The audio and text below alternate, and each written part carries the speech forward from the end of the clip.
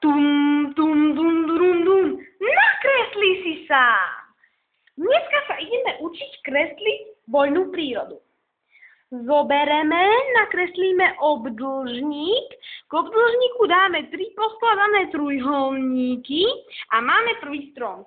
Ale les nemôže byť iba jeden strom, takže musíme dokresliť aj druhý strom, aby bolo pravda, že množné číslo. Máme les. Teraz nakreslíme hubu, lebo les nemôže byť bez húb. Aby nebehali po lese pytliaci, musí tu byť domček horára. Domček bez dvier by sa nedalo vchádzať, takže aj dvere a okná. Bude tu temno? Nie. Takže musíme nakresliť obláčik a slnko.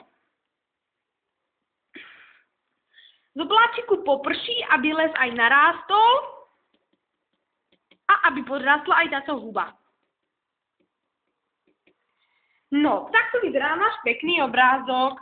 Koniec!